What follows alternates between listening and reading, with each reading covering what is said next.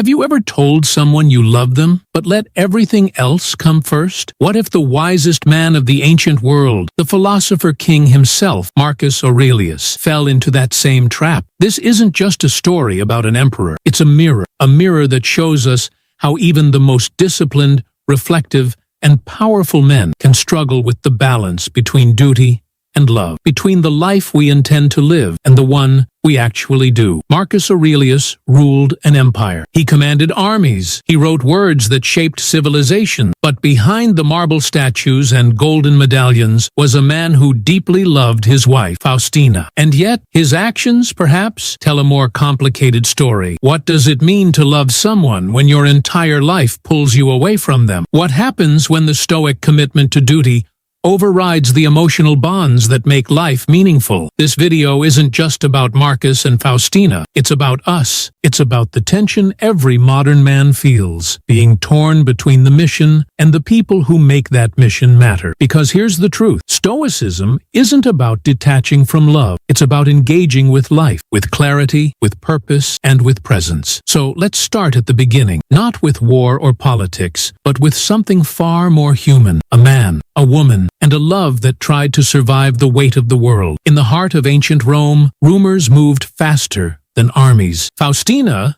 the wife of Marcus Aurelius, was no stranger to public scrutiny. Whispers accused her of infidelity, of betrayal, even of bearing children that were not Marcus's. Historians, centuries later, still debate the truth of these claims, but Marcus never did. He never wrote a single word of doubt, no records of anger, no public repudiation, no cold Stoic dismissal. Instead, we see loyalty. We see a man who loved not only in private, but in the face of public disgrace. He chose to stand beside her, to raise 13 children together over the course of a 30-year marriage. Now, pause and think. How many of us would do the same? How many of us, in the face of accusation, gossip, or suspicion, would choose love over pride? Marcus Aurelius became emperor at 40, but he had known Faustina since he was 17. She was woven into the very fabric of his life, before the war, before the title, before the burden of the crown. And that mattered, because love, in the Stoic sense, is not a fragile emotion. It's a commitment. It's an agreement to see the whole of a person, their light and their shadow, and still remain steady. Seneca once said, "You should not fall into love, you should rise into it." Marcus did just that. Even when the world whispered doubt, he chose to rise. That devotion,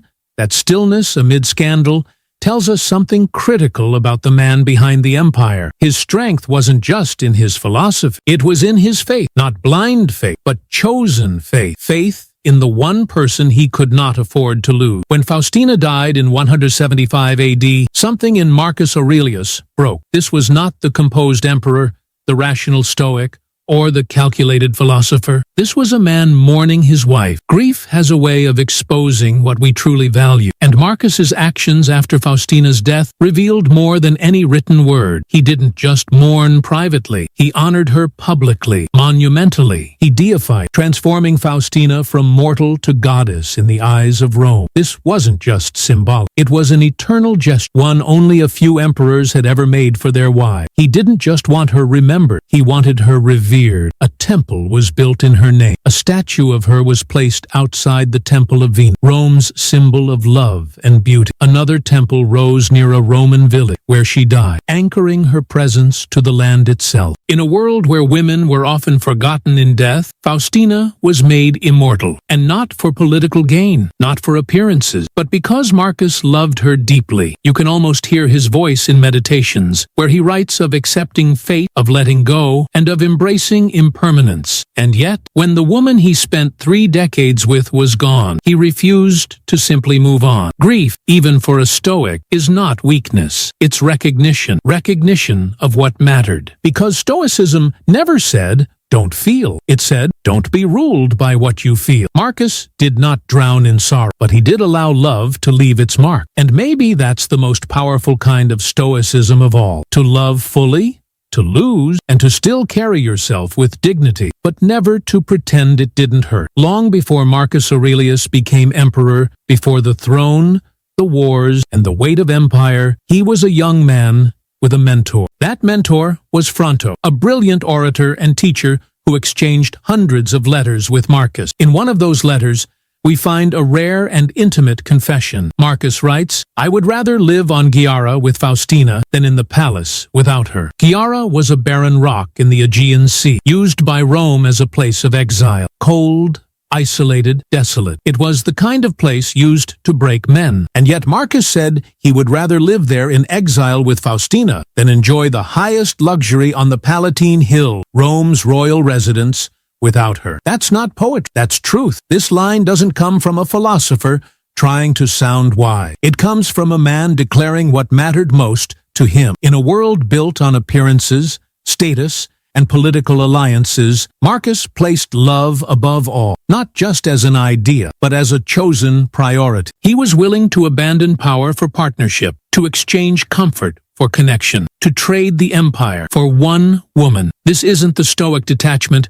that people often misunderstand. It's the deeper version, the one that says love, when chosen wisely, is part of virtue itself. Because what good is power if the price is loneliness? What use is a throne if your heart is empty? Marcus's words to Fronto weren't for public image. They were private, they were real, and they came from a place few men dare to speak from: emotional clarity. But what happens when life doesn't align with these convictions? What happens when the ideal of love meets the demands of duty? Words are easy. Even the most powerful one, like "I would rather live in exile with you," can fall short when tested by life itself. Marcus Aurelius claimed to love Faustina above luxury, above status, above everything. But history tells a more complex story. He spent years away from Rome, years on military campaigns along the Danube, years writing meditations in tents, not sleeping beside his wife. He was constantly traveling, constantly burdened by the responsibilities of empire. And while he surely believed what he told Fronto, the reality was this: his calendar was filled not with dinners at home, but with battles in foreign lands. His absence wasn't occasional, it was systemic. He missed births, he missed milestones, he missed time. Marcus wasn't lying. He was torn. Like many of us today, he told himself he was doing it for his family. That duty,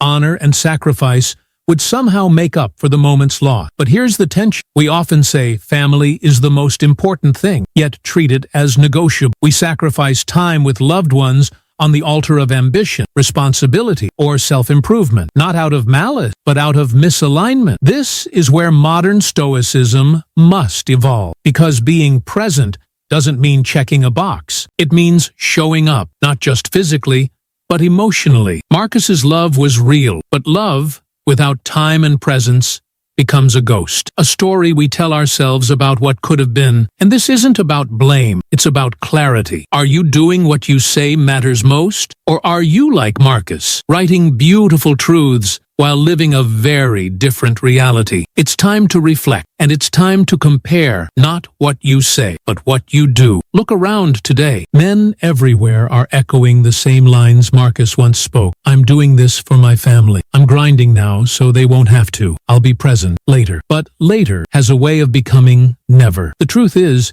we are more connected than ever, yet more emotionally distant. We work 10-hour days, chase promotion, build business, scroll endlessly through screens, and then wonder why we feel a quiet emptiness inside. The Stoic warned us about this. Seneca wrote, "Life is long if you know how to use it." But most men today aren't using it. They're burning it, fueling a machine that promises freedom one day at the cost of presence today. We say our children, our partners, our loved ones are the center of our world, but how often do we make them the center of our attention? Modern psychology echoes this danger. Cognitive behavioral therapy teaches that values must align with action. When there's a gap, when we say one thing and live another, internal tension rises. Stress, anxiety, guilt. Sound familiar? Marcus's struggle is our struggle, balancing ambition with love, purpose with presence. But the answer isn't to abandon ambition, it's to realign, to schedule time with the same intensity we schedule meetings, to treat conversations with our children as seriously as strategy calls, to see love not as a luxury after work, but as part of the work of being fully human. This isn't weakness, it's wisdom, because in the end, no success will ever replace the look in someone's eyes when they know you're truly there. Marcus Aurelius never sought power. He didn't campaign for it. He didn't hunger for the throne like so many others did. In fact, all signs point to the opposite. He dreaded it. He was a philosopher at heart, drawn to contemplation, writing, and study. But fate made him emperor, and like a true Stoic, he accepted his role without complaint. He served Rome because duty demanded it, not because desire pulled him there. But here lies the paradox. In fulfilling his duty to the empire, he may have sacrificed the very things he held dearest: love, family, time. The man who valued wisdom above all was dragged into politics, war, and endless state affairs. He spent nearly half of his reign on military campaigns. Days blurred into months, seasons passed in tents and battlefields, far from his wife, far from his children. And yet, he remained committed, unwavering. This is the Stoic dilemma: how to serve the world without losing yourself. Marcus bore the weight of an empire, but at what cost? He once wrote, "Do not waste time arguing what a good man should be. Be one." And he lived that. He didn't run from responsibility. He didn't chase comfort. He did what needed to be done. But even good men pay a price. And perhaps the deepest irony of all is that the philosopher who valued inner peace most was forced to lead a life that rarely allowed it. Are you caught in the same contradiction? Claiming peace but choosing chaos? Saying you want simplicity while building complexity? Marcus's story forces us to confront the cost of our commitments. Because even when intentions are noble, we must ask, are we living in alignment with the life we truly want? Or are we, like Marcus, dutifully building a legacy while losing the moments that make it all worth it? The answer may lie in what happened after him. When Marcus Aurelius died in 180 AD, the empire didn't collapse, but something else did. His legacy, his son, Commodus, inherited the throne, and within a few years, Rome would descend into decadence, cruelty, and chaos. Historians often mark Commodus's reign as the beginning of Rome's long decline. The contrast between father and son was stark. Marcus was disciplined, thoughtful, self-controlled. Commodus was impulsive, vain, and violent. He fancied himself a gladiator. He treated the empire like a stage. He ruled with ego, not wisdom. So what went wrong? Some say Commodus was simply born different. Others point to the corrupting influence of power. But another possibility lingers, one more personal, more human. Marcus wasn't there. He spent so many years on the frontier, writing meditation, leading troops, managing crises, that perhaps he missed the opportunity to truly shape his son, to pass down more than blood and power, to pass down presence, value, example. This is not about blame, it's about consequence. When we are absent, physically or emotionally, the people we love feel it. Children, especially, they learn more from what we do than what we say. Marcus wrote some of the greatest philosophical works ever penned, but philosophy, when not lived, becomes paper. And in the absence of lived wisdom, Commodus inherited an empire, but not a guide. This isn't just history, it's a warning. You can build a kingdom, but if you don't build your home, it will all fall apart. You can master strategy, but if you neglect connection, you raise strangers under your own roof. The downfall of Rome didn't start with Commodus.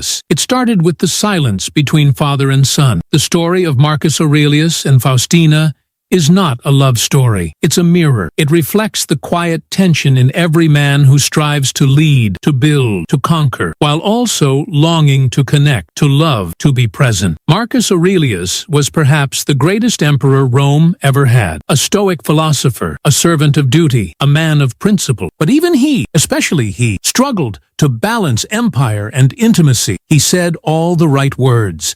He felt deeply. He honored his wife beyond her death. But the life he lived tells a more conflicted truth, and that truth is a lesson for us all. Love is not measured by what you say, or even what you feel, but by where you choose to be, with your time, with your presence, with your attention. You can't outsource love. You can't schedule presence for someday. You can't lead well in the world if you're absent at home. This is the caution. Don't become so devoted to your mission that you forget the reason you started it in the first place. Don't just talk about valuing your family. Live it. Don't wait until it's too late to realize that presence is the greatest gift you can give. Marcus gave Rome everything, but what did it cost him? That's not just a historical question. It's a personal one each of us must answer. So ask yourself right now, are you building a life that reflects your true values, or are you simply reciting them? If this message hit you, share it. Comment below with your biggest insight. Subscribe for more lessons from ancient minds that speak directly to modern hearts. Because this isn't just about philosophy, it's about how you live every single day.